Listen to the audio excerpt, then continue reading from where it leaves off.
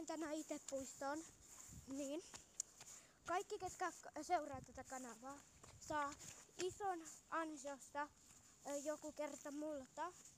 Ne, ketkä tuntee mut, niin ne saa karkkia multa ja sitten saa leikkiä mun kanssa hippaa joku toinen kerta. Tai sitten piilosta, tai sit koira jotain, tai leikkiä nähdä Laku ja Pörrin kuvasta.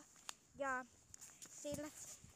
sitten nähdä kaikkia muut, tai sit jonkun toisen ihmisen.